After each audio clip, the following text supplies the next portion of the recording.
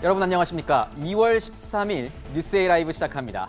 먼저 뉴스A 라이브 팀이 선정한 주요 뉴스 정리해드립니다. 오늘의 라이브 픽입니다.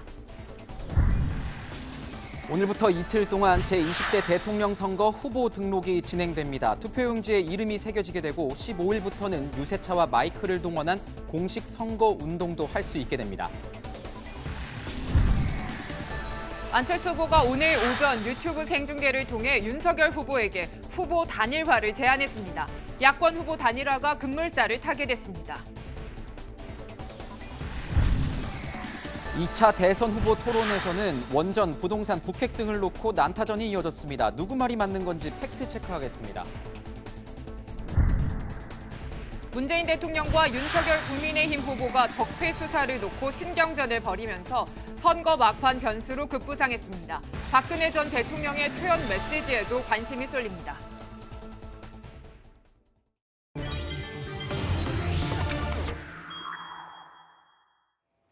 네, 뉴스 분석 함께할 세 분 소개합니다. 구자웅 동아일보 신동아팀 차장, 김관욱 계명대 교수, 이두화 국민의힘 선대본부 법률지원단 부단장 나오셨습니다. 어서 오세요. 네, 저희 방송 들어오기 전에 방금 들어온 소식으로 오늘 문을 열까 합니다. 안철수 후보가 조금 전에요. 본인의 유튜브 방송을 통해서 이 야권 후보 단일화 제안을 했습니다.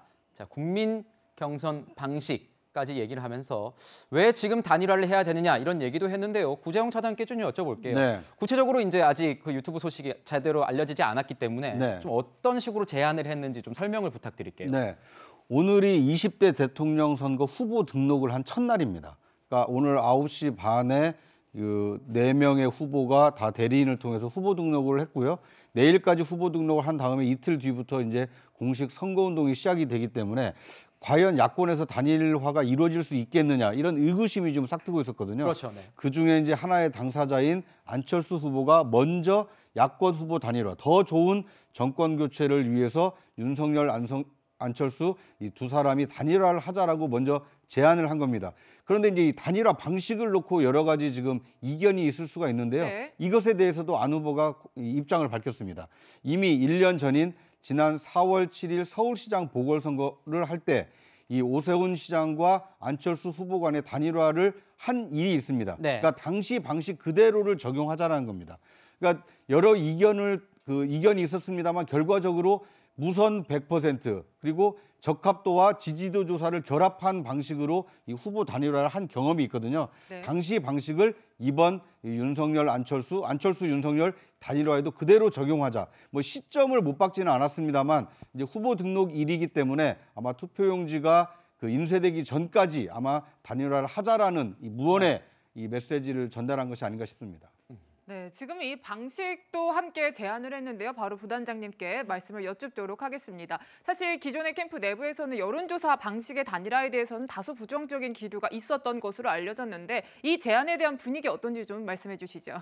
근데 이게 너무 급박하게 이루어졌기 때문에요. 저희가 방송 들어오기 전에 대기실에서 들은 얘기니까 캠프 안의 분위기는 확인이 안 되고요. 네. 그리고 제가 여기서 입장을 말씀드리기도 적절치 않습니다. 왜냐하면 이 부분에 대해서는 후보의 입장이 공식 입장일 수밖에 없고요. 네. 그리고 여기에 대해서는 이제 후보와 그 후보가 여기에 대해서는 답변을 이렇게 공보단에서 입장을 정한다 하더라도 후보의 입장을 확인하고 말씀을 드려야 되는데 후보께서 지금 그 열정 열차를 타고 지방에 네, 가셨다가 네. 이제 마이크 펜스 전 미국 부통령 만나러 올라오신 상황이기 때문에 이 부분 확인을 하고 나서 말씀을 드릴 수 있지 저희한테 지금 캠프의 입장을 얘기하라고 하시는 거는 제가 그건 답변을 드릴 수 없다 이렇게밖에 말씀을 못 드립니다. 그렇다면 네. 윤석열 후보는 지금까지 어떤 입장이었는지 이 단일화에 대한 윤석열 후보의 지금까지의 입장, 조금 전까지의 입장을 한번 들어보도록 하겠습니다.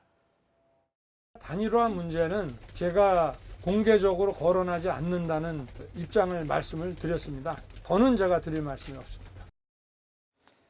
자, 단일화 문제 공개적으로 할 얘기 아닌 것 같다라고 우선 선을 그은 상태였습니다. 이것은 네. 아직 안철수 후보가 이렇게 단일화 제안하기 전까지의 이 윤석열 후보의 이 입장이라는 점 말씀드리겠습니다. 지금 윤석열 후보는 이렇게 얘기했습니다.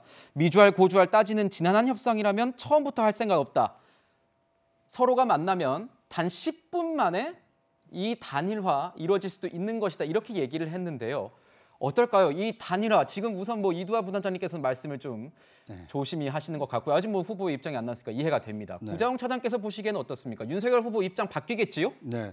일단 윤석열 후보가 얘기한 것은 단일화를 하더라도 국민 경선 또는 국민 여론조사 방식의 단일화가 아니라 네. 후보자 간의 단판을 짓겠다. 단판을 통한 이 단시간 내의 단일화를 지금 얘기를 한 것이거든요. 그런데 오늘 안철수 후보가 제기한 이 단일화의 경우에는 국민 경선 방식, 즉 여론조사를 통해서 국민 여론을 확인한 다음에 누가 더 이 적임자냐 이걸 결정하자는 것이기 때문에 윤석열 후보가 언급했던 단일화와는 상당히 결이 다릅니다. 그러니까 다르게 바꿔 얘기하면 안철수 후보가 오늘 단일화를 제안하긴 했지만 윤석열 후보식 단일화는 거부했다고 보는 것이 타당할 것 같고요. 그럼 두 사람의 지금 입장이 다르니까 또 지난한 또 이 싸움이 될 수도 있겠네요. 그렇습니다. 왜냐하면 이제 안철수 후보는 자신의 입장을 밝힌 거 아닙니까? 네. 서울시장 방식의 여론조사 단일화를 하자라고 제안을 한 거고 이것에 대해서 윤석열 후보가 수용을 하게 된다라면 이제 앞으로 단일화 프로세스가 진행이 되겠지만 수용하지 만약에 않는다면 윤 후보가 단판 아닌 이 국민 이 여론조사 또는 이런 방식은 좀 온당치 않다라고 한다라면 단일화가 사실상 이게 결렬 수순으로 갈 수도 있기 때문에 아마 윤 후보, 그러니까 단일화 공을 넘겨받은 윤 후보의 첫 메시지가 어떻게 나오느냐 이게 상당히 중요할 것 같습니다. 네, 네. 윤 후보의 메시지 주목해서 봐야 될 것 같고요. 사실 계속해서 나왔던 얘기가 이번 주말이 이 단일화 1차 마지노선이다라고 계속해서 언급이 되었습니다. 교수님이 보시기에는 이 1차 마지노선이 이 제안으로 지켜질 수 있을 것 같은지 어떤 극적인 단판이 이뤄질 수 있을 것으로 보시는지 아니면 2차, 3차까지 예상을 해야 되는지도 궁금합니다. 단일화 자체가 어려워지는 국면으로 저는 전환되고 있다고 봐요. 그러니까 네. 안철수 후보가 계속 얘기했던 것 중에 하나가 정권 교체하고 단일화는 없다는 겁니다. 그런데 단일화를 하자는 걸로 바뀌었잖아요. 제안을 했죠. 이거는 단일화 없이는 정권 교체가 불가능하다는 것 하나. 그다음에 또 하나는 사실상 이 단일화 프레임에 안철수 후보의 지지율이 갇혀 있어요. 네. 그러니까 이 부분을 깨지 않고서는 사실상 지지율 상승을 견인해내기 어려우니까 이 구도를 어떻게 하든 빨리 정리를 하고 할 거면 하고 말 거면 말자 이런 건데 중요한 거는 지금 지난 재보선 때 이 경험을 있거든요. 그때 룰이 다 있었는데 중요한 거는 이거를 받지 않기가 어렵다는 거예요. 윤석열 국민의힘 쪽에서. 왜냐하면 이미 그걸로 해가지고 승리를 했기 때문에 이게 사실상 검증된 하나의 방식이거든요. 그런데 네. 여기서 받자니 이게 일종의 이제 윤석열 후보의 딜레마를 지금 던진 겁니다. 받자니 예컨대 지금 후보 적합도로 보면 야권 후보 적합도로 보면 지금 지지율과는 완전히 딴판이에요. 오히려 안 후보가 더 높게 나옵니다. 이게 역선택 방지 조항을 넣을 수가 없거든요. 이렇게 되면은 사실상 질 수 있는 가능성이 윤 후보에겐 굉장히 높은 상황인데 이걸 덥석 받을 수 있겠어요. 만약에 안 받는다, 이걸 수용을 안 한다. 이렇게 되면 이제 단일화 무산의 책임은 사실상 윤석열 후보에게 돌아가는 거죠. 아마 이 시간을 많이 안 줄 거예요. 네. 그래서 사실상 압박용으로 하고 이것에서 수용을 안 한다 그러면 단일화 깨진 거는 윤 후보 책임이다. 나는 내 갈 길 간다. 이렇게 아마 행보를 지금 조정을 하고 있는 것이고 결국에는 단일화 무산의 책임을 윤 후보에게 넘기는 그런 과정이다. 이렇게 봅니다. 그러면은 이 단일화에 갇혔던 본인에게 갇혔던 지지율 상승이 되지 않았던 이 프레임을 걷어내기 위해서 먼저 제안을 했다 이렇게 말씀을 해주시는 거죠. 그렇죠. 그러면 저는 좀 궁금한 게 이런 게 있어요. 이제까지 단일화 얘기 계속 나왔었고 지지율도 계속 어느 정도 박스권에서 계속 있었단 말입니다. 그런데 왜 지금 이 상황에서 얘기를 했으며 본인은 오히려 정치적인 명분 계속 안 해오겠다고 얘기를 해왔기 때문에 본인의 말이 좀 달라지는 측면도 있는데 개인적으로 봤을 땐 좀 이해가 안 되는 측면도 있거든요. 근데 국민들이 다 알고 있거든요. 단일화 없이 사실상 정권 교체하기가 굉장히 어려운 그런 지형으로 지금 여론조사가 나오고 있거든요. 그러니까 지금 안 후보의 어떤 지지율이 굉장히 핵심적인 승패를 가르는 요인이 돼버렸어요. 네. 이런 상황인데 안 받는다. 윤 후보가. 이런 예컨대 이제 그 방식 때문에 안 받는다 그러면 정권 교체를 못하게 되면 그 자체로서 윤석열 후보의 책임이라는 것을 강조하는 것이고 이 과정 속에서 저는 윤 후보가 실질적으로 내가 적합도가 더 높기 때문에 단일화가 안 된 상황 속에서는 나에게 지지를 몰아달라 뭐 이런 어떤 선거운동의 어떤 전략을 짜면서 네. 이런 어떤 이 단일화의 제안을 선제적으로 하지 않았나 이렇게 생각합니다. 그렇군요. 네, 지금 이 주말 동안의 분위기가 좀 긴박하게 돌아가고 미묘하게 달라졌다고 느껴진 게 정말 이 단일화에 대해서 부정적이었던 이준석 국민의힘 대표도 이런 발언을 했습니다. 그러니까 야합 같은 게 없는 상황에서 단일화 마다할 필요 없다, 부정적으로 볼 필요도 없다 이런 얘기를 했다라는 거예요. 이런 상황에서 이제 안철수 후보의 제안이 나온 거고요. 차장님께 이어서 여쭤보도록 하겠습니다. 이 단일화 관련해서 우리 유권자들 입장에서 투표할 때 중요하지 않습니까? 이 투표지에 후보 이름이 나오는 건지 아니면 후보 이름 옆에 사퇴라고 나오는 건지 이런 단계들에 따라서 또 단일화 2차, 3차를 나누는데 그 부분에 대해서 좀 설명을 해주시죠. 그러니까 이제 단일화 효과가 극대화되려면 후보 등록하기 전에 단일화가 이루어졌다라면 선택지가 굉장히 좁혀지지 않겠습니까? 범야권 단일 후보 한 사람만 이 투표용지에 이름이 올라가 있다면 이 선택을 해야 되는 국민들의 어떤 이제 선택에 따른 고민 이걸 좀 줄여줄 수가 있었는데 오늘 결국 후보 등록은 네 후보가 다 한 겁니다. 네. 그렇다 보니까 투표용지에는 이제 이름이 올라갈 자격 요건이 생긴 거예요. 문제는 투표용지가 인쇄되기 전인 2월 27일까지 만약에 한 후보로 이 단일화가 이루어진다라면 27일이요? 네, 그렇습니다. 그러면 28일 인쇄되는 투표용지에는 그 후보직에서 사퇴한 후보 옆에 자기 이름 옆에 빨간 글씨로 사퇴라고 인쇄가 됩니다. 그러니까 여기는 찍어도 이제 사퇴했기 때문에 유효 투표가 아닙니다라고 이제 투표를 하는 유권자들이 인식을 할 수 있는 거죠.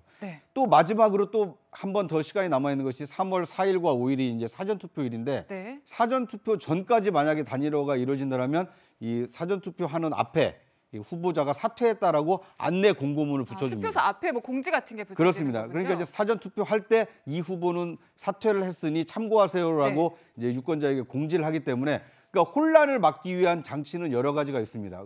그런데 시간이 흐를수록 단일화에 따른 시너지는 점점 약해지거나 감소될 가능성이 크기 때문에 후보 등록 이후에 얼마나 빠른 시간 내에 효과적으로 단일화를 이뤄내느냐. 이것은 이제 물리적인 단일화고요. 물리적 단일화 이후에 그것에 대한 유권자들이 화학적으로 단일화 민심이 결합되는 화학적 단일화도 이루어져야 되거든요. 이런 충분한 시간이 과연 이루어질 것이냐. 이것이 아마 이 선거 승패를 가르는 중요한 변수가 되지 않을까 하는 생각이 듭니다. 그렇군요. 지금 보면 뉴스 속보로 저희가 밑에 이제 전해드리고 있습니다. 그 내용 중에 이제 안철수 후보가 이 유튜브 방송에서 얘기를 하면서 이 부인 김미경 교수의 확진 소식도 같이 알리면서 좀 울먹였습니다. 워낙 또 뭐 기저질환이 있다고 본인이 밝혀왔고 지금 또 이송이 되고 있다 뭐 이런 뉴스도 들려오고 있기 때문에 굉장히 안철수 후보 상태가 지금 뭐 좀 그 가정을 좀 신경 써야 되는 그런 상황이 또 온 것 같기도 하고요. 좀 이런 여러 가지 상황인데 이런 상황에서 저희가 정권 교체와 관련된 정권 교체냐, 정권 유지냐, 연장이냐 관련된 저희가 그 수치를 좀 보면서 말씀을 좀 나누면 어떨까요? 지금 보면은 한 여론조사에서는 이렇게 지금 나오고 있습니다. 정권 연장에 대해서는 35% 정도, 그리고 정권 교체에 대해서는 54% 정도 이렇게 얘기가 나오고 있고 또 대선 프레임 공감도에 대해서는 이 재집권과 야당 정권 교체에 대한 이런 지지율이 나오고 있습니다. 36대 56 이렇게 나오고 있네요. 어떻습니까? 국민의힘의 입장을 또 안 물어볼 수가 없습니다. 지금 뭐 상황에서 계속 이제 뭐 확인을 하고 계신 것 같은데 그 후보의 입장이 나왔는지 궁금하고 국민의힘에서는 어떻습니까? 먼저 제안을 국민의힘 쪽에서 할 줄 알았는데 지금 안철수 후보가 먼저 이렇게 얘기했다는 점 이런 것도 시나리오에 있었는지 궁금하고 그동안 물밑 접촉 계속 해왔다는 얘기도 있었습니다. 그 물밑 접촉이 있었으면 이런 얘기 할 것이다 이런 얘기도 전해 들은 게 있습니까? 어떠십니까? 원래 오늘 2시에 이제 우리 윤석열 후보가 그 아까 말씀드린 것처럼 마이크 펜스 전 미국 부통령 면담이 잡혀 있어서 아마 그 전에는 사실 이 면담을 하고 나면 기자분들이 사실 백불 할 때 이걸 물어보실 거예요, 당연히. 그때 뭐 입장을 밝히실 가능성이 크지 않을까 저는 그렇게 생각이 되고요.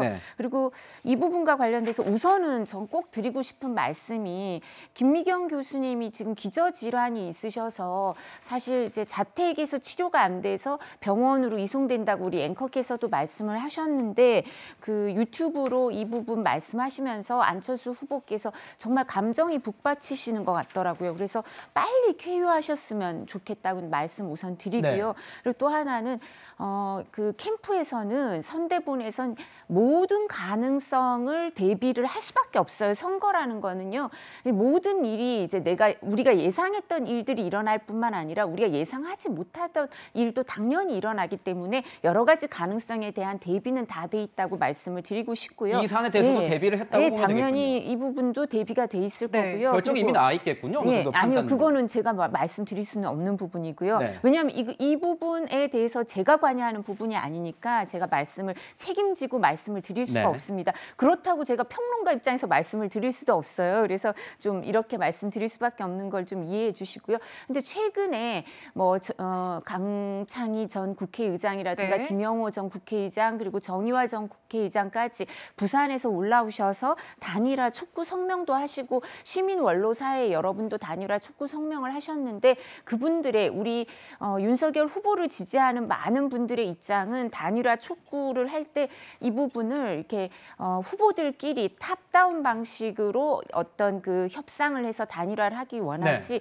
지금 대선 전국에서 여론조사 방식으로 하는 거를 권유하신 분들은 없는 걸로 알고 있습니다. 무엇보다도 저 아까 나온 여론조사에서도 뭐 단일화 누가 적합하냐 이랬을 때 거기에서 보면 우리 지지층 정권 교체를 원하는 지지층이 원하는 후보와 네. 그리고 그냥 그걸 열어두고 전체를 물어봤을 때 그 적합도에 대한 후보 답변이 다르거든요. 네. 그렇기 때문에 역선택 가능성이 어느 때보다 높고요. 그리고 지난 4월 7일 작년 4월 7일 서울시장 보궐선거와 같이 말할 수가 없는 게 1년짜리 이제 서울시장이었고 그리고 대선이 아니었습니다. 근데 대선은 지지층이 결집하는 효과가 있고요. 그리고 이 부분은 명확하게 정권 교체를 원하는 사람과 그렇지 않은 사람들로 나뉘어 있는 입장이기 때문에 서울시장 행정가로서 서울시장을 뽑는 입장과 그 국가 원수와 네. 행정부 수반으로서 대통령을 뽑는 건 좀 다르다고 생각하는 입장이 있을 수가 있습니다. 그래서 이런 부분은 저희가 폭넓게 의견 수렴도 하고 그리고 네. 대비도 돼 있을 테니까 적절한 시점에 답변을 하지 않을까 싶습니다. 이두하 부단장님께서 이제까지 제일 이 조심스러운 뭔가 발언을 어쩔 수가 없습니다, 발언을 저희는. 해주시고 있네요. 네. 네, 이 단일화 문제 관련해서는 사실 민주당에서도 안철수 후보를 향해서 여러 번 러브콜을 보내는 일들이 있었습니다. 이 부분에 대해서는 이제 진짜 여권과의 단일화를 한다기보다는 야권과의 단일화를 좀 경계하는 것이다라는 분석들이 많이 있었어요. 결국에 이번 안철수 후보의 제안이 이 단일화 국면이 여권에 미칠 영향에 대해서는 어떻게 분석하시는지요? 그러니까 안철수 후보가 단일화 문제를 먼저 꺼낸 건 이거 정리 없이 본인의 어떤 선거운동이 명쾌하게 전개되기 어렵다고 이제 판단을 한 겁니다. 그리고 지금 양측에서 다 안철수 후보에게 가서 우리랑 단일화하자 지금 얘기를 계속 하고 있거든요. 그런데 지금 정권 교체를 여태까지 얘기를 했기 때문에 네. 이 부분부터 풀고 가자는 거죠. 그런데 이제 왜 국민 경선이라는 이름을 붙였을까? 네. 이거는 역선택 방지 조항을 안 넣겠다는 의지거든요. 그러니까 국민 네. 전체에게 여론을 받아서 후보가 결정돼야지 이게 어떻게 보면 야권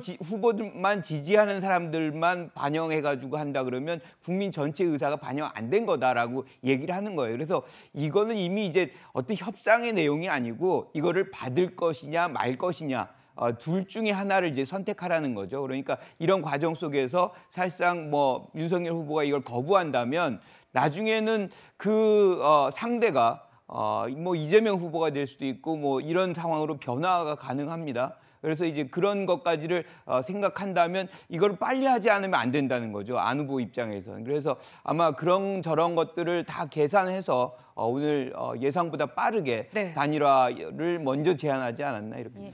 예. 제가 조금만 보충 설명을 드리자면 네. 안철수 후보가 여기에 대해서 단일화 제안을 할 때 전제 조건이 있습니다. 더 좋은 정권 교체를 위해서 이 구체제 종식과 국민 통합의 길을 가기 위해 야권 후보 단일화를 제안했는데 이거 뭐 국민 경선으로 이루어지냐 안 이루어지냐 이게 잘 안 받아들여졌다고 이재명 후보한테 가면 본인 내세운 명분이 사라지는 거죠. 뭐 그렇게 하실 리는 없을 것 같고요. 그러면 뭐 지지율을 국민들이 알아서 판단하실 거고요. 그러면 윤석열 후보한테 정권 교체의 그 지지율이 다 모이게 되겠죠. 그리고 또 하나는 꼭 짚고 넘어가고 싶은 문제인데 단일화 없이 정권 교체가 이루어지지 않을 거다 이렇게 생각하시는 분들 분들도 있을 수는 있지만요. 우리 지지층들은 단일화를 하라고 요청하는 분들은 압도적으로 이겨달라는 얘기입니다. 그러니까 불안함을 없애달라는 거지 이대로 나간다고 해서 정권 교체가 이루어지지 않을 거다라고 믿는 게 아니라요. 압도적으로 이겨달라는 거고 지금도 뭐 여론조사 보면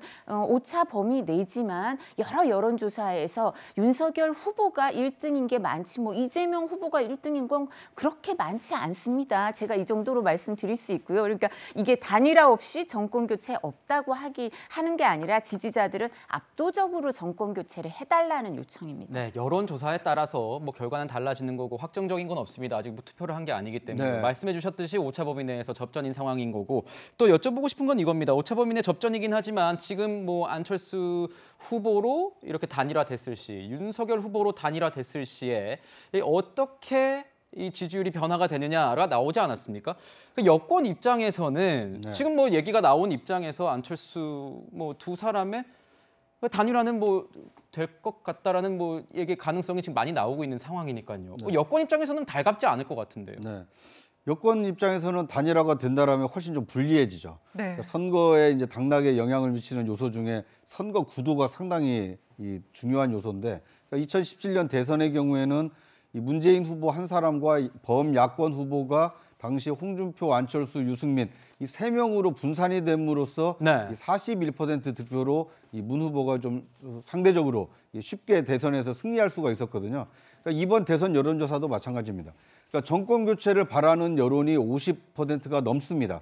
그러니까 이런 정권 교체를 바라는 여론만 보면은 정권 교체가 금방이라도 될 것 같은데 각 후보별 지지율로 나눠서 보면 그 이재명 후보나 윤석열 후보가 오차범위 내 또는 오차범위 벗어난다 하더라도 이 근소한 표차로 이 윤석열 후보가 앞서고 있거든요. 그러니까 확실한 정권 교체가 안 된다. 그 이유가 뭐냐면 안철수 후보가 이 중도 지지층의 상당한 지지를 받고 있기 때문이거든요.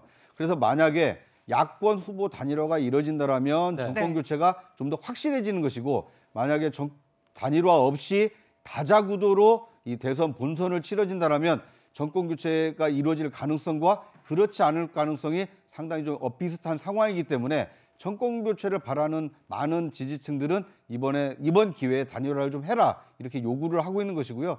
이런 민심이 단일화를 바라는 민심이 이 본선거가 가까워질수록 어느 후보에게 어떤 지지층 쏠림 현상이 나타날지 그걸 좀 지켜보는 것이 좋을 것 같습니다. 교수님, 지금 보면은 다 저희가 얘기를 나누고 있는 건 단일화가 됐을 시의 어떤 가정 상태에서 전제를 깔고 얘기를 하고 있는 건데 안 됐을 시도 있는 거 아니겠습니까? 거기다가 두 후보가 입장 차이, 어떤 단일화 방식에 대한 입장 차이를 고수한다면 뭔가 이 안 좋은 모습, 이견을 보이는 모습을 보인다면 유권자들한테도 뭐 이게 플러스라기보다 안 됐을 경우는 마이너스가 될 수 있는 경우도 높지 않습니까? 지금 안 후보 입장에서는 사실은 윤 후보가 일당 프리미엄, 야당 일당의 프리미엄을 받아서 저 정도 나오는 거라고 생각을 하거든요. 네. 다시 얘기하면 지금 정권 교체 요구는 50%가 넘는데 지금 윤 후보의 어떤 지지율은 30% 뭐 후반대에서 40% 초반, 그러니까 한 10%가 사실상 거기에 안 들어가고 있거든요. 이것을 보고 또 한 가지는 뭐냐면 실질적으로 야권 후보 적합도로 본다 그러면 안 후보가 더 많이 받고 있는 것이 현실이에요. 그렇다 그러면 이 상황에서 내가 그냥 무릎 꿇고 들어가서 뭐 총리나 뭐 이런 식으로 나눠 갖는 것이 맞겠느냐, 아니면 국민에게 한번 심판을 받아보는 것이 좋겠느냐. 그러니까 이 부분에 관해서는 안 후보는 뭐 이걸 포기할 생각은 거의 없을 거예요. 그런데 중요한 거는 결과적으로 이제 윤 후보가 이 안을, 그러니까 여론조사죠. 여론조사 방안을 받을 것이냐 하는 것이고, 핵심은 역선택 방지 조항을 포함시킬 것이냐 말 것이냐인데, 저는 그 부분에 대해서 윤 후보가 받을 수 없다고 생각을 해요. 왜냐하면 지지율 격차 이렇게 큰데 왜 내가 받느냐는 것이 사실 굉장히 팽배하게 지금 깔려 있기 때문에 이렇게 짧은 시간 동안에 그런 것들을 다 내려놓고 하겠다. 만약에 그런 식으로 이제 수용을 한다 그러면 그거는 파격적인 상황이 되는 것이고, 그때는 실질적으로 이 제로 베이스에서 윤 후보와 안 후보 간의 어떤 경쟁이 이루어지기 때문에 결과를 예측하기 굉장히 어려운 상황이 되는 거죠. 그렇군요. 네. 자, 첫 번째 순서에서는 안철수 후보의 제안으로 급물살을 타고 있는 단일화 움직임 짚어봤습니다. 자, 대선 후보 공식 등록 시작했습니다. 그 내용 알아보도록 하겠습니다.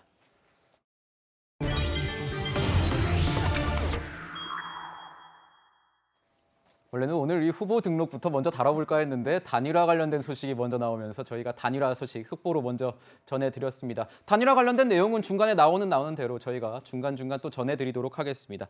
자, 구자용 차장께 여쭤보겠습니다. 오늘 20대 대통령 선거 공식 네. 후보 등록일이었습니다. 내일까지 가능하죠? 오늘 각 후보들이 다 이미 했나요? 어떻게 됐습니까? 오전에 대리인을 통해서 이렇게 유력 후보 4명은 다 이 후보 등록을 마쳤고요. 그런데 이제 내일까지 후보 등록을 받지만 공식 선거 운동은 이제 15일부터 시작이 됩니다. 네. 네. 그리고 이제 이 플래카드가 붙고 벽보가 붙으면서 이제 본격적인 대선전이 시작이 될 텐데요. 그런데 이제 시작과 동시에 안 후보가 저 단일화 이슈를 꺼낸 것은 안 후보에게는 어떻게 보면 뭐 배수의 진을 친 거나 마찬가지 상황이라고 봅니다. 그러니까 남은 기간은 20여일이 남아 있지만 과연 완주할 수 있느냐, 완주해서 승리할 수 있느냐, 이거에 대한 의구심을 안 후보는 끊임없이 받고 있었거든요. 네. 그걸 이번에 단일화 그 이슈를 먼저 던짐으로써 윤석열 후보의 결정에 따라서 자신의 거취를 좀 결정하겠다, 이런 좀 그 깊은 뜻이 담겨 있는 것 같고요. 윤 후보는 아마 그 여론조사 방식, 특히 국민 경선 방식은 네. 받기가 좀 어려울 겁니다. 왜냐하면 역선택 방지 조항 없이 여론조사를 덜컥 받았다가 지금까지 나온 것처럼 이 범야권 단일 후보 안철수가 유리한 국면이 만약 현실화된다면 이건 그 생각할 수 없는 이 끔찍한 결과거든요. 그렇기 때문에 아마 단일화 이슈가 좀 지지부진한 상황이 네. 범야권 진영에게는 정권 교체 동력을 좀 떨어뜨릴 소지가 있기 때문에 네. 아마 단시간 내에 그 이슈를 좀 정리를 해야 될 필요가 있지 않을까 하는 생각이 듭니다. 빠른 정리가 필요하다, 이런 분석을 좀 해주셨고요. 자, 이제 후보 등록을 하고 본선거 운동은 15일부터 시작이 됩니다. 어떤 것들이 진행이 되는지 저희가 좀 표로 정리를 해봤습니다. 같이 한번 보시면요. 자, 후보자 어깨띠 또는 표지물 착용되고요. 선거 운동용 명함도 배부되고요. 또 자동차, 확성기 이용, 공공장소 연설이 허용이 됩니다. 거리에 이제 현수막들 게시도 가능하고요. 차장님께 이어서 한 번 더 여쭤볼게요. 네. 이제 후보 등록을 한 만큼 다들 의미를 가득 담은 일정을 준비했을 것 같습니다. 이재명 후보, 윤석열 후보별로 어떤 일정 소화하는지 소개해 주시죠. 네. 오늘 이재명 후보는 지금 제주도를 방문을 하고 네. 있는데요. 그러니까 메타버스, 그러니까 매주 타는 그 민생버스라고 해서 이 민생 현장을 직접 방문하는데 이제 마지막 일정으로 이 제주도를 방문함으로써 이제 메타버스 행보는 마무리를 짓고요. 마침표를 찍는군요. 그렇습니다. 네. 그런데 이제 이 눈에 띄는 것은 이제 윤석열 후보입니다. 어제부터 1박 2일 일정으로 지금 호남에 그 열정 열차라고 해서요. 그 무궁화호를 빌려서 이 그 선거 운동원들이 함께 지금 다니고 있는데, 이 윤석열 후보의 그 호남 1박 2일 일정은 어떻게 보면 지금까지 국민의힘의 어떤 취약 지역이라고 할 수 그렇죠. 있는 호남 지역에서 좀 더 지지율을 끌어올리겠다. 네. 그러니까 높은 득표율로서 확실하게 정권 교체를 하겠다라는 이 메시지가 호남 일정에 좀 담겨 있는 것으로 보입니다. 그 안철수 후보의 경우에는 이제 다른 일정을 예정을 했다라가 네, 그렇죠. 지금 이제 아내의 어떤 그 코로나 확진, 그리고 그 밀접 접촉자인 안 후보도 지금 PCR 검사를 받았기 때문에 네. 이 결과에 따라서 만약에 그 음성이 나온다라면 이제 선거 운동을 바로 개시할 수 있지만, 혹시라도 양성이 나온다라면 상당한 기간 동안은 이 대면 접촉 선거 운동은 좀 제약을 받을 수밖에 없지 않을까 하는 생각이 듭니다. 네, 오늘 윤석열 후보는 아까 또 부단장께서 말씀해 주셨지만 마이크 펜스 전 미국 부통령을 만난다고 합니다. 이 자리에서는 뭐 안보 얘기 많이 나누겠죠? 예, 북한 인권 문제 얘기하실 거고요. 그리고 안보 문제도 얘기를 할 거고, 그리고 오늘 미 국무부에서 북한 탄도미사일 규탄 성명이 나왔거든요. 그래서 그런 부분도 얘기를 하실 거고, 그리고 펜스 전 부통령의 상징성 중에 하나는 부친이 미국 그 하원 의원인가 그랬는데요. 이제 그 미국 하원 의원이었는데 부친이 한국전 참전 용사입니다. 그래서 그런 부분 얘기도 하고 하면서, 그리고 뭐 미국과 관련된 외교 사항들도 점검하고 여러 가지 내용이 있겠습니다만, 이 부분은 펜스 전 부통령의 상황도 있고 해서 비공개 회동을 하는 걸로 알고 있습니다. 네, 예. 그렇군요. 네, 자, 후보별로 일정을 살펴보고 있는데요. 먼저 이제 이재명 후보의 어제 일정부터 좀 보면은 충청을 찾아서 지지층 결집에 사활을 걸었습니다. 그 목소리 들어보시죠. 정치 보복의 더 아픈 추억들을 아직은 잊지 못하고 있습니다. 11주년 노무현 대통령께서 그 험한 길을 가셨습니다, 여러분. 우리가 지켜주지 못했다고 후회했습니다. 다시 지켜주지 못했다고 똑같은 후회를 2번씩 반복할 것입니까, 여러분? 네, 지금 뭐 최근 한 주 동안 굉장히 이제 논란이 됐던 윤석열 후보의 적폐 수사 발언을 좀 비판하면서 노무현 전 대통령을 소환을 한 것 같아요. 그런데 교수님 여기 이제 발언에서 나왔던 이 10일이라는 숫자가 논란이 되고 있습니다. 10일이 왜 논란이죠? 13년 되셨거든요. 서거일 때문에 그런 건데요. 뭐 저는 10일이라는 거를 일부러 뭐 이렇게 노출시키거나 그렇다고 생각하진 않고요. 일단 중요한 거는 사실 정치 보복에 대한 문제를 제기하고 있는 거거든요. 그러니까 이 문제는 윤석열 전 후보의 어떤 얘기로부터 시작을 하지 않습니까? 집권하면 사실상 문재인 정부의 적폐 청산 수사를 할 것이다는 의지를 표명하면서 여기서 가장 중요한 건 근거가 없이 이 얘기를 하니까 이게 보복 아니냐는 거죠. 사실은 한국의 어떤 정치사를 보면 이 정치 보복이 계속해서 점철되었어요. 그러니까 전두환 씨가 집권하면서 실질적으로 김영삼 전 대통령을 연금하고 김대중 전 대통령은 사형 선고를 내립니다. 그리고 이명박 씨가 대통령이 되면서 사실 노무현 전 대통령의 어떤 비극이 만들어지는 거죠. 이런 장면들이 계속해서 이어갈 수 없다는 거죠. 어떻게 하든 정치 보복의 어떤 연속성을 끊어내야 되는데 다시금 그 얘기가 거론이 되고 있다는 측면에서 지금 이재명 후보는 우리의 역사에 있어서 더 이상은 이제 정치 보복 얘기를 하지 않게끔 하겠다는 그런 메시지를 어제 보낸 거 아닌가 이렇게 생각합니다. 그렇군요. 우선 윤석열 후보 아까 말씀드렸다시피 이 열정 열차를 타고 호남을 방문했다고 합니다. 어떤 내용인지 한번 보시죠. 안녕하십니까. 전주에서 여수까지 가는 열정 열차 이제 곧 출발합니다. 호남의 정책을 가득 싣고 진심을 담아 열정 열차 달립니다. 자, 뭐 열정 열차의 열차장이 된 것 같네요. 열차장이 돼서 이제 움직이고 있는 것 같은데 호남 맞춤형 뭐 공약도 내놓고 있다고 들었습니다.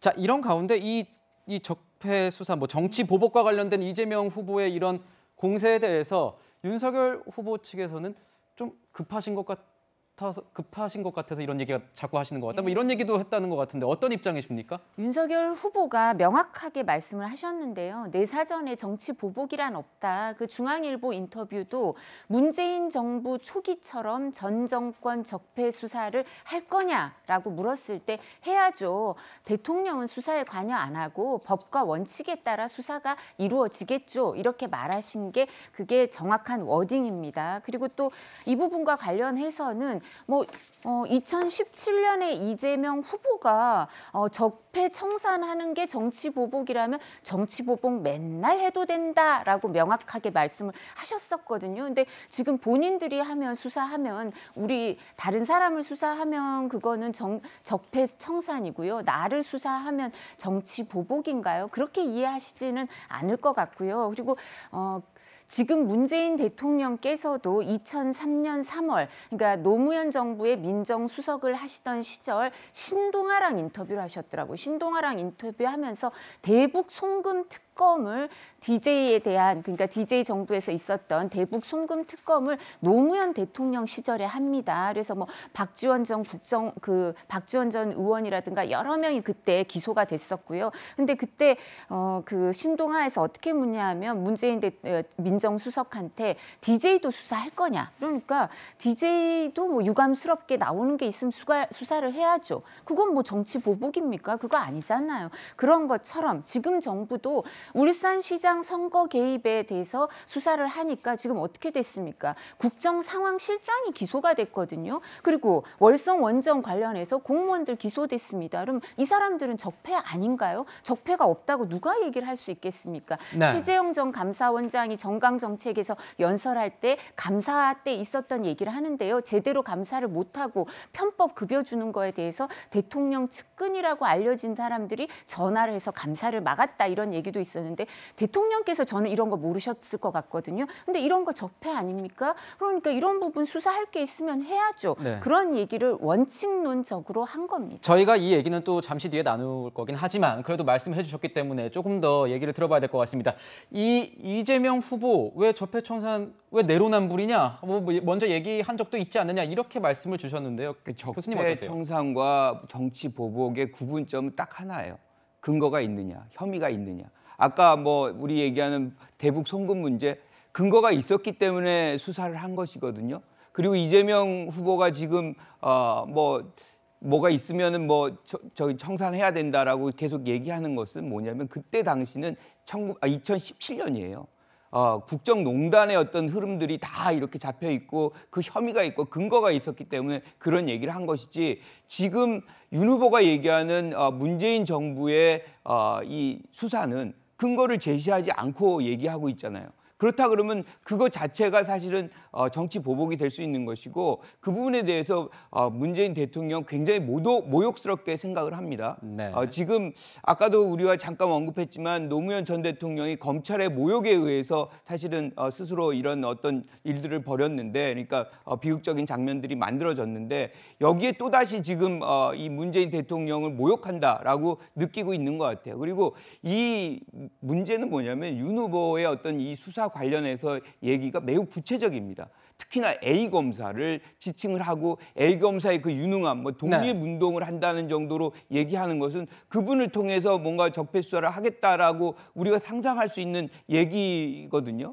이제 이러한 구체성이 결과적으로는 어떤 보복성으로 이어지지 않을까에 대한 우려가 국민들에게 굉장히 크게 자리 잡고 있는. 저는 너무 궁금한 것 중에 하나가 A 네. 검사장이 그렇게 보복 수사하는 사람이면 이명박 박근혜 대통령 다 이 사람이 수사했는데 그거 잘못된 겁니까? 똑같은 기준으로 수사해서 없는 죄를 덮어줄 사람은 아니겠죠, 이 사람이. 있는 죄는 처벌할 사람이니까 죄가 없으면 뭐가 찔립니까? 이 사람 이명박 박근혜 대통령도 다 수사했던 사람이고 그때는 다 찬양 일색이셨잖아. 그래서 빨리 출세했던 사람이에요, 이 사람. 근데 그 사람이 그러면 없는 죄를 만들 수 있겠습니까? 그러면 이명박 박근혜 대통령한테 없는 죄 만들었습니까? 그거 인정 안 하시잖아요. 있는 죄를 처벌하겠다는 거겠죠. 자, 두 분의 이런 토론은 저희가 뒤에 아까도 말씀드렸지만 뒤에도 아주 토론의 장을 만들어놨습니다. 두 분 이번엔 예고편 형식으로 하시고 저희 제작진이 준비한 다음으로 한번 넘어가 보면 어떨까 하는데요. 네, 두 번째 순서에서는 이제 24일 남았습니다. 이 대선의 본격적인 시작을 알리는 후보 등록과 일정 중심으로 분석을 해봤습니다. 그리고 저희가 아예 다른 내용 다루겠다는 게 아닙니다. 2차 토론했던 내용 다루면서 두 분 말씀하실 수 있는 기회 더 드리도록 하겠습니다. 넘어가시죠.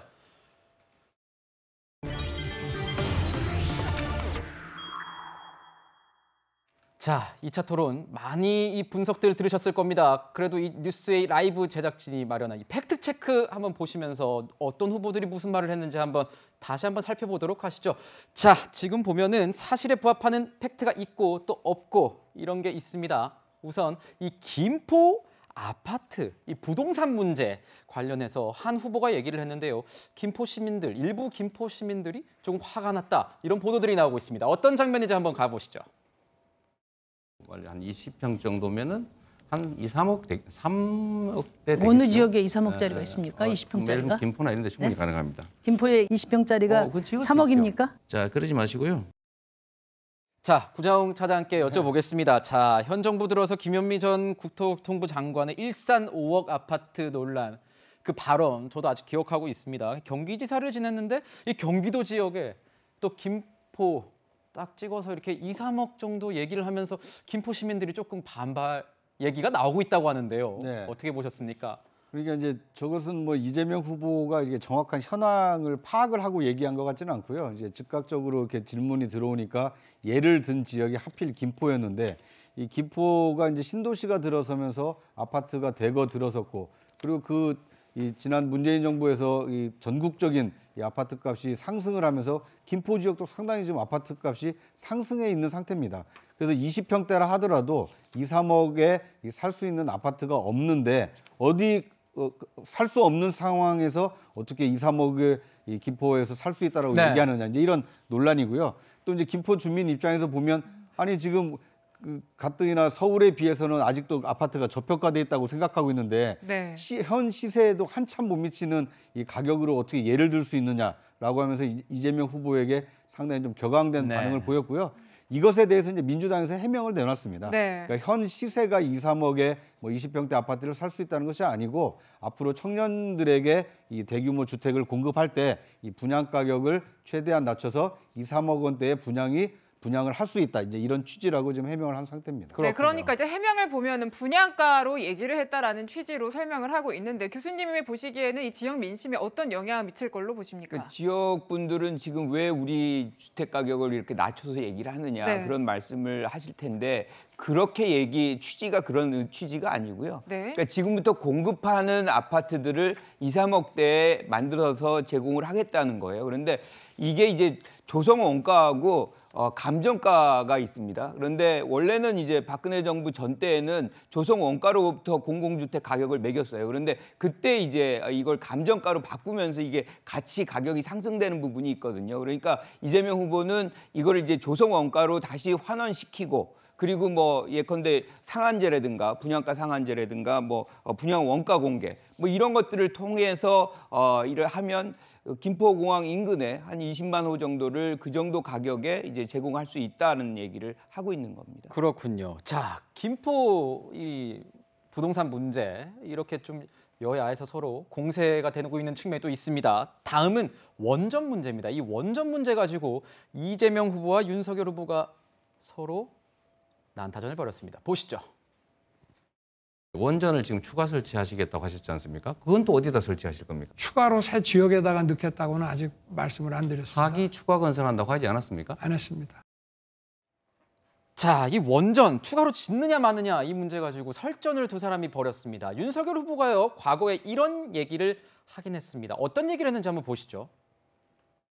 더 필요하게 되면 그거는 집권 후에 추가 검토해서 에너지 기본 계획을 바꿔야 되는 문제이기 때문에 원전을 더 확대한다는 것이 아니고 원장님 지금 보면 원전을 더 확대한다는 건 아니다. 추가 뭐 검토가 필요하다. 이 정도식으로 얘기를 했던 것 같은데요. 왜냐하면 저게 이제 싱크를 따오셨잖아요. 근데 앞에 부분 맥락을 보셔야 돼요. 그러니까 더 추가로 지으실 생각이 있냐라고 물었어요. 그렇죠. 그러니까 그 추가로 짓는 건 그냥 여기서 공약을 얘기할 수 있는 게 아니라 에너지 계획을 바꿔야 되는 거거든요. 대통령도. 그렇기 때문에 이걸 쉽사리 여기서 말하는 게 아니고 그래서 추가로 확대하겠다는 건 아니다. 그런데 이재명 후보는 어디서 들으셨는지 내기라고 구체적으로 말씀을 하시더라고요. 네. 저렇게 말씀하시면 안 되거든요. 그리고 본인은 아까 그 김포 아파트 저는 그거를 보니까 이 김포 검단 시민연대에서 이재명 50만 김포 이런 데 사는 사람들은 이제 그만 이재명님을 놓아드리려 합니다. 뭐 이렇게 얘기를 하시더라고요. 그러면서 경기도지사를 하셨는데 왜 그렇게 현실 감각이 없냐. 본인이 경제 행정의 달인이라고 하면서 더군다나 다른 데서 도지사 하신 것도 아니고 김포가 속한 도시, 김포가 속한 도의 경기도지사를 최근에 그만두셨잖아. 근데 가격을 모르시고 저기서 그 심상정 후보가 기회도 주셨어요. 네. 여기에 대해서 아 그거 맞습니까? 라고 물었는데 그러면 김관옥 교수님처럼 답을 하시면 될 텐데 훨씬 답을 잘 하실 분이잖아요. 근데 그러지 마시고요. 이렇게 얘기하고 답을 안 하시더라고요. 그러니까 이 부분에 대해서 공보단이 추가로 해명을 해주고 그리고 뭐 다른 분들이 이걸 추가로 해명해 주는 게 진정성이 있는 건지 이런 부분에 대해서 공부가 제대로 안 돼 네. 있는 게 아닌 건지 이런 걱정이 됩니다. 교수님, 근데 앞에서 저희가 그 윤석열 후보가 얘기한 걸 봤지만 추가로 짓겠다는 말은 안 한 게 맞거든요. 그럼 어떻게 저희가 해석을 해야 됩니까? 이재명 후보가 잘 몰랐는 공약을 건가요? 보면 네. 원전이 차지하는 비중을 30% 이상으로 늘린다 그랬어요. 늘린다. 늘린다. 지금이 한 29%입니다. 그러려면 더 지어야죠.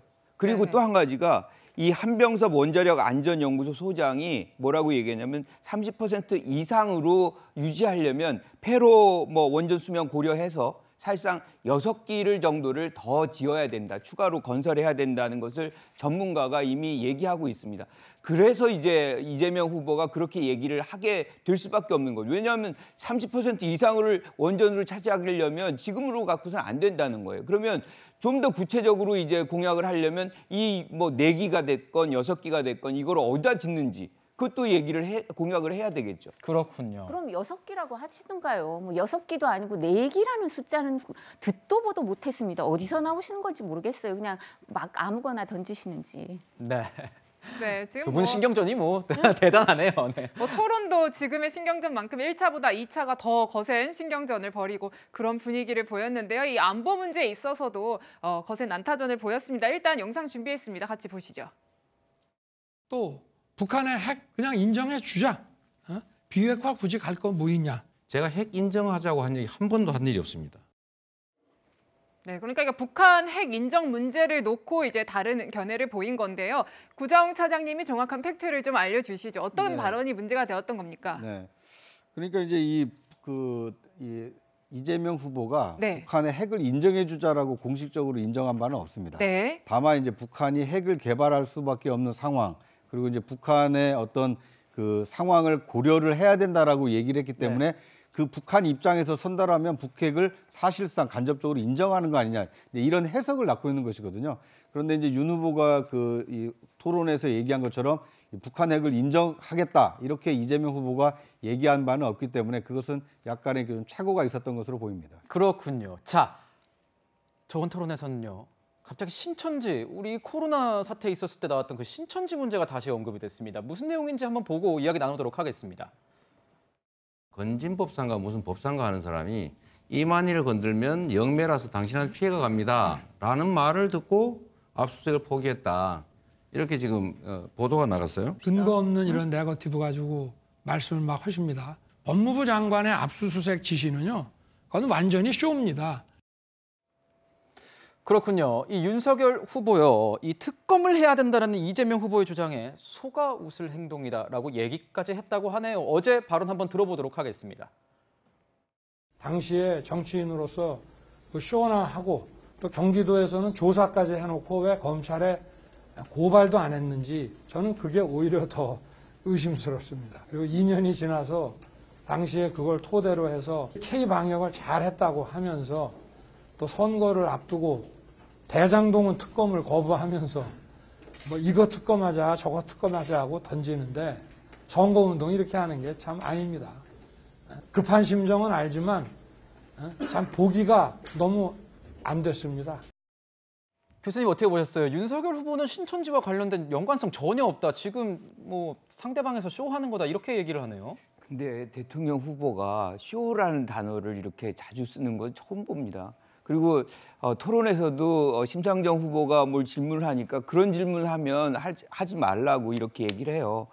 상대 후보에게 이 정도 얘기를 할 수 있다 그러면 나중에 국민들에게 어떤 행위를 할까라는 어떤 우려가 좀 있어요. 네. 지금 신천지 얘기는 이렇습니다. 그러니까 지금 이재명 후보가 질문한 거는 이렇게 여러 사람들이 사실상 이제 추미애 전 법무부 장관이 네. 수사하라 그랬는데 수사 안 했다는 거예요. 그런데 이제 그때 안 하게 된 배경이 그렇죠. 보건복지부 장관의 얘기로 인해서 사실은 그 압수수색을 안 했다라고 얘기를 한 겁니다. 그런데 실질적으로 보면 박능우 당시 이제 보건복지부 장관도 그랬고 추미애 법무부 장관도 그랬고 다 압수수색을 하라고 얘기를 했거든요.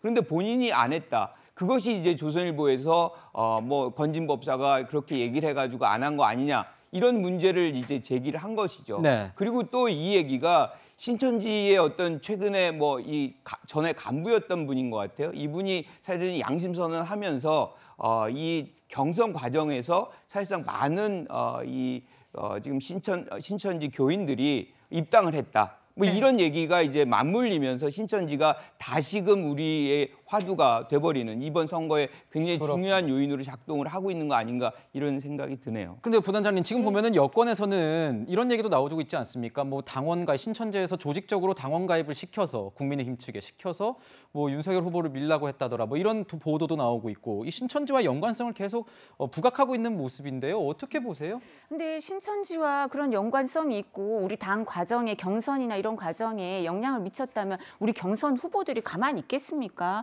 홍준표 전 대표 어제 동성로에 가서 이준석 대표랑 윤석열 후보 찍어주세요 2번 이러고 계셨거든요. 가만히 있을 뿐이세요. 그리고 첫 번째 제가 지금 이재명 후보가 어떤 얘기를 하시냐 하면 그 이만희 교주 때문에 이만희 교주를 봐주려고 압수수색도 안 한 거 아니냐 이런 취지로 물으시는 거예요. 건진법사 내용을 원형을 하면서. 근데 그 보도의 정확성도 제가 모르겠습니다만 이만희 교주를 봐주려고 압수수색을 안 했다고 주장하시는데요.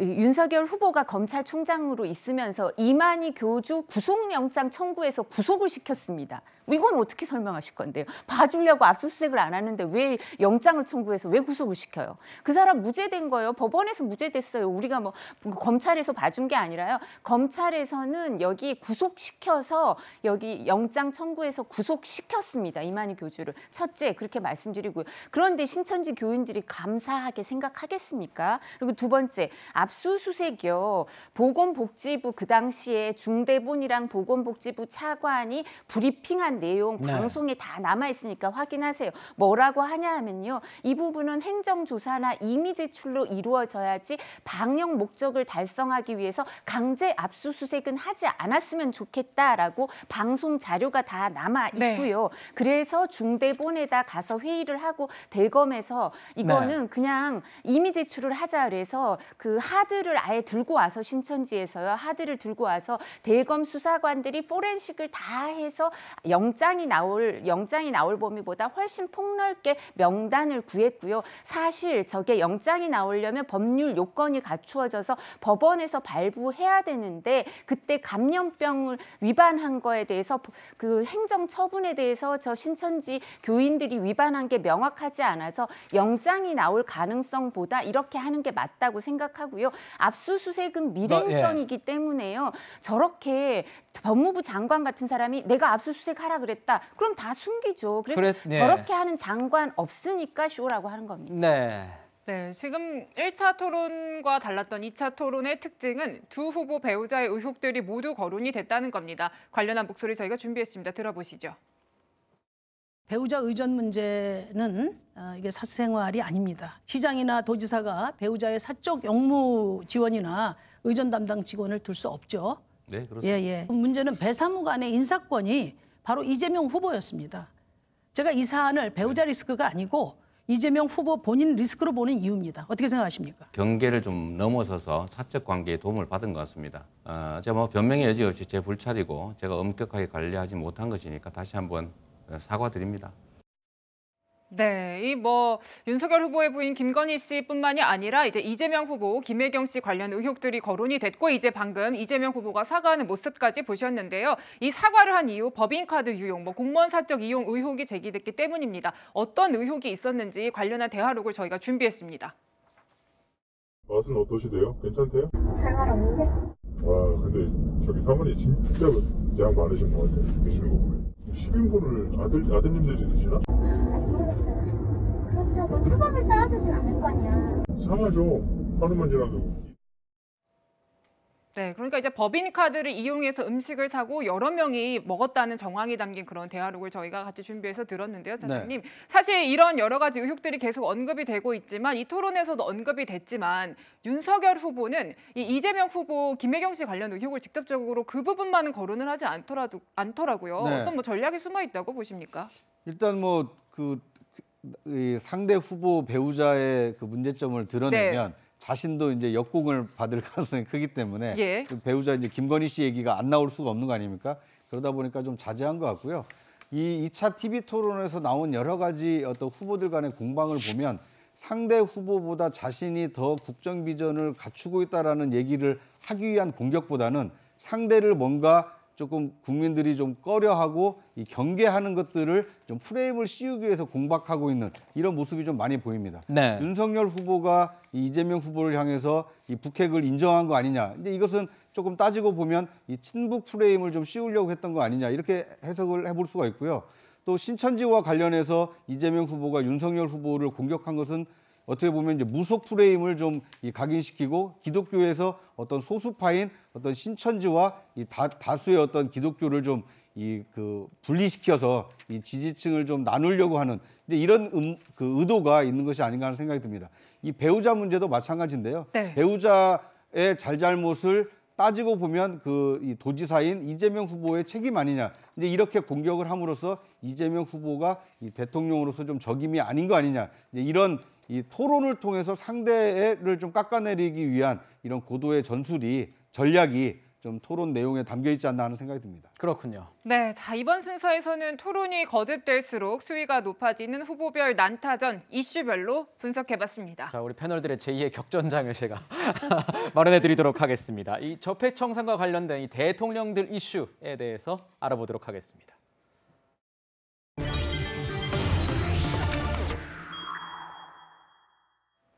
윤석열 후보 적폐청산 얘기 꺼낸 건 아실 겁니다. 여기에 대해서 청와대는 이런 반응을 보였습니다. 반응 듣고 가겠습니다. 문재인 대통령은 오늘 오전 참모회의에서 다음과 같이 말씀하였습니다. 중앙지검장, 검찰총장 재직 때에는 이 정부의 적폐를 있는데도 못 본 척 했다는 말인가? 아니면 없는 적폐를 기획사정으로 만들어내겠다는 것인가 대답해야 한다. 현 정부를 근거 없이 적폐 수사의 대상, 불법으로 몬 것에 대해 강력한 분노를 표하며 사과를 요구한다. 자, 강력한 분노와 사과. 저도 뭐 청와대 출입했지만 이렇게까지 격앙된 반응을 보인 적은 없습니다. 거기다 대변인과 뭐 수석, 홍보수석의 입을 통해서 나온 건 국민소통수석의 입을 통해서 나온 건 또 처음인 것 같은데요. 어떻게 보십니까? 그 이후에는 바로 대통령이 침묵 모드에 들어갔습니다. 지금 보면 어떻게 보면 대선 개입 논란이 있을 수도 있다고 걸로 알면서도 공개적으로 반박을 한 거잖아요.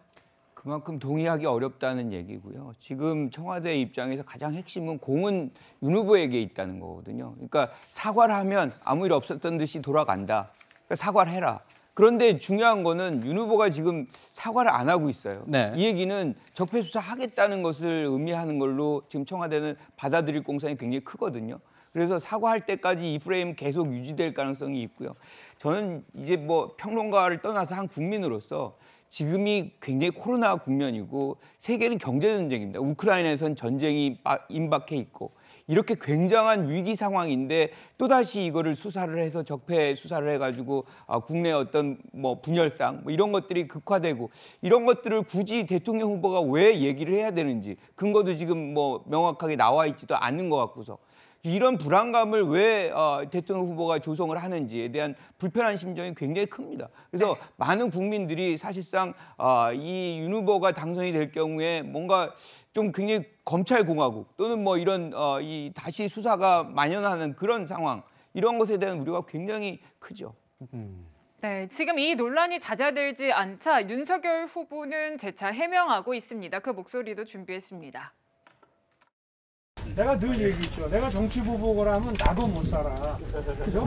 내가 관훈 토론에서도 그 얘기를 했고 급하니까 이렇게 허위 사실로 조작이 되는데 참 뭐라고 할 말이 없네. 그리고 180석 갖고 있는 저 거대 정당 상대로 보복할 수 있습니까? 나도 눈치 봐야 되는데 당선 때도. 의원님 하차고 있어서 네, 그러니까 이제 정치 보복 아니다, 그런 의미 아니다, 뭐 눈치 봐야 된다 이런 표현까지 썼어요, 부단장님. 그러니까 적폐청산 수사할 거냐는 그 인터뷰 질문에 할 거다라는 어떤 원론적인 수준의 답변이다 이런 취지인 거죠? 아니 문재인 정부 초기처럼 전 정부 적폐청산 할 거냐 이랬을 때 하지 말아야겠습니다. 이렇게 대답할 대통령 후보가 어디 있습니까? 문재인 정부 초기에 적폐청산이 국정과제 1호였고요. 그때 문재인 대통령 말씀하시는 거 보면 적폐청산이 국민 통합으로 가는 길이라고 하셨습니다. 국민 통합으로 가는 길이 근데 지금 다른 사람이 수사하면 국민 분열로 가는 길입니까? 대통령 하신 말씀 그대로. 그래서 문재인 대통령하고 같은 뜻이다.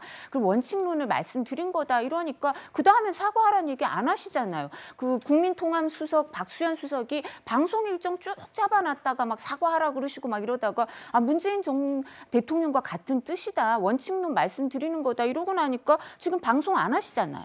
그러면 지금 말씀하신 것처럼 여기에 대해서 대통령이 계속 불만이시라면 대통령 가만 계실 이유가 없으시겠죠. 계속 말씀하시겠죠. 근데 왜 가만 계실까요? 그거를 생각해 봐야죠. 그리고 또 조폭이 살기 어려운 법치공화국을 만들라고 더 레프트 대통령께서도 칭찬하신 고맙다고 했던 그 더 레프트라는 그분이 막 그 포스터도 만들어 주시더라고요. 그게 국민들의 바람 아닙니까? 그거 만들겠다고 하는 거니까 대통령께서도 청와대도 지금 며칠 동안 가만 계시는 거겠죠. 거겠죠. 하루 이틀. 그러니까 그렇지 않으면 이 부분은 원칙론을 말한 거고 여러 가지 질문 중에 하나였는데 수십 가지 질문에 대한 답변을 했습니다. 외교 정책, 경제 정책. 근데 거기에 대해서는 왜 관심을 안 기울이시고 이 문제만 이렇게 집중하시는지, 그러니까 이 부분에 대해서 왜 이 부분 갖고 이렇게 급발진을 하느냐라는 국민의힘 일부 인사들의 뭐 문제 제기도 있는 겁니다. 구자훈 차장께 여쭙겠습니다. 네. 저희 뉴스의 라이브 언론계 또 평론 1인가 하시니까요. 또 한번 입장을 들어봐야 될 것 같은데, 말을 먼저 꺼내신 분이 잘못한 겁니까? 이거에 대해서 사과하라고 이거 대선 개입 논란을 어떻게 부르신 분이라고 할까요? 그분이 잘못한 건지도 궁금하네요. 어떻게 보십니까? 네. 그러니까 이제 현재 권력과 미래 권력이 이렇게 싸우는 것도 대한민국 헌정사에도 좀 드문 일입니다. 그렇죠. 네. 어떻게 보면 이제 퇴임하는 대통령은 이렇게 선거 중립을 위해서 좀 이 침묵 모드를 유지를 하는 거 일반적인데, 이 발언에 대해서 윤석열 후보의 적폐청산 해야죠, 돼야죠라고 하는 발언에 대해서 이 청와대가 강하게 나온 것은 앞서 그 이두아 변호사께서 말씀하신 것처럼 전제가 있었다라면 아마 청와대도 그렇게 나오지는 않았을 겁니다. 네. 그러니까 권력형 부정과 부패가 있었다라면 원리 원칙대로 법과 이 그 시스템에 따라 이 처리를 해야 되겠죠. 이렇게 수위를 좀 낮춰서 말씀을 하셨다라면 청와대도 뭐 원론적인 얘기를 했겠거니 하고 넘어갈 수 있었을 텐데, 전 정권 적폐청산을 해야 됩니까라고 하니까 윤석열 후보 입장에서 전 정권은 문재인 정부 아닙니까? 이것을 해야죠라는 이제 당위론으로 얘기를 하다 보니 이것이 청와대로서는 어떤 근거로 그렇게 얘기하는 것이냐라는 이제 좀 뭐랄까요, 약간의 이제 반발을 할 수밖에 없었던 것 같고요. 윤석열 후보 측에서 충분히 해명을 했다고 봅니다. 그러니까 일반론적으로 얘기했고 문재인 정부를 겨냥한 것이 아니다. 또 근거 없는 그것을 이 적폐로 몰아서 수사하지 않겠다라는 이 해명을 했기 때문에 청와대가 이제 다시 원래 이 침묵 모드로 돌아갔다, 저는 이렇게 해석을 합니다. 네, 그리고 저희가 좀 마지막으로 짧게 짚어볼 텐데요. 박근혜 전 대통령이 이제 퇴원 후에 대구의 한 주택에 머물기로 결정이 됐다고 알려졌습니다. 이미 지금 이 집에 지지자들이 빈집인데도 몰리고 있다라고 해요. 지금 나가고 있는 화면의 저 주택이고요. 그리고 이제 무엇보다 관심이 쏠리는 거는 퇴원 후에 어떤 국민적인 메시지가 나올 수 있을 것이다라는 얘기들이 흘러나옵니다. 부단장님, 이 메시지에 따라서 어떤 영향 정치적으로 있겠습니까? 지금 사실 그 윤석열 후보에 대한 지지율에는 이런 부분이 다 반영이 돼 있습니다. 이미 선반영돼 있다. 반영이 돼 있고요. 그리고 박근혜 전 대통령에 대해서 연민을 느끼거나 수감 생활이 길어지는 데 대해서 안타까움을 느끼는 사람들이 물론 있고요. 그리고 또 그 고향, 정치적 고향이라고 할 수 있는 대구에 내려가서 생활을 하시는 게 아직 확인된 건 아닙니다. 아니지만 만약 그렇다 하면 그 부분도 원하시는 대로 하시는 게 맞다고 다들 원하시는 대로 이루어지길 바랄 텐데요. 그리고 빨리, 건강이 안 좋다고 하시니까 빨리 쾌유하시길 바랄 텐데, 그 박근혜 전 대통령의 뭐 정치적 입장 이런 부분이 구체적으로 나올 가능성도 저는 그렇게 많지 않고, 그리고 2020년 총선 때 말씀하셨습니다. 국민의힘 전신인 미래통합당을 중심으로 야권이 뭉쳤으면 좋겠다, 그런 말씀을 하신 전례가 있기 때문에 그때는 수감 생활 중인데도 그렇게 말씀하셨거든요. 뭐 다른 내용이 나올 가능성은 별로 없다고 생각을 합니다. 자, 마지막 순서로 박근혜 전 대통령의 메시지가 대선에 미칠 영향까지 분석을 해봤습니다. 세 분 말씀은 여기서 마무리하도록 하겠습니다. 감사합니다.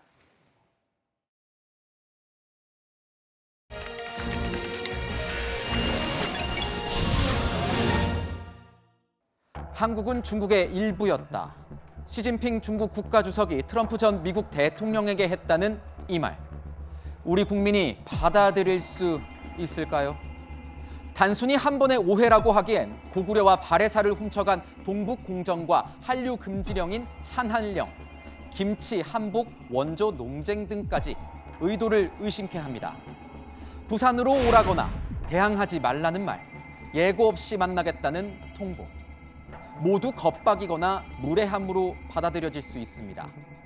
도대체 우리를 어떻게 보고 있으면 이런 하대가 가능한 건지 의아하다가도 우리 정부는 왜 강력하게 항의 안 하는 건지 답답해집니다.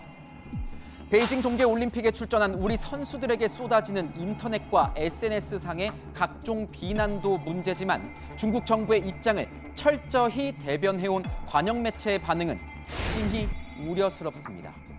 관영 황구시보, 한국인은 오랜 기간 중국과 일본 두 강대국의 그늘 아래 있으면서 자연스레 열등감을 느낀다. 판정 또한 중국 편향적이고 한국을 무시하는 불공정이라고 여긴다는 궤변을 늘어놓았습니다. 팩트. 사실을 말하자면 우리뿐 아니라 독일과 노르웨이, 오스트리아, 헝가리도 이해가 안 되는 판정에 이의를 제기했습니다. 외신들도 편파 판정을 우려하고 있습니다. 나아가 일부 한국 언론과 정치인이 반중 정서를 선동했다는 주한 중국 대사관의 입장문은 두 눈을 의심케 합니다. 민주주의 사회에서 언론은 선전선동을 담당하는 게 아니라 국민의 여론을 대변하고 권력을 비판하는 역할을 하고 있습니다.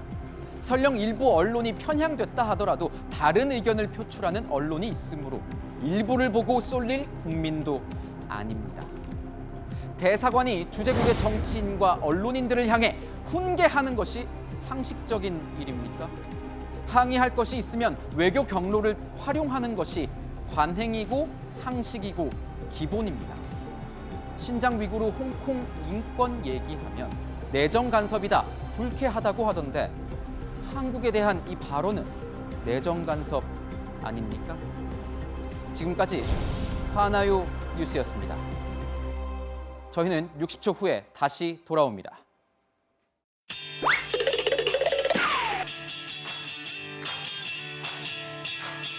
주요 뉴스를 미리 보는 시간입니다. 앞으로 뉴스입니다.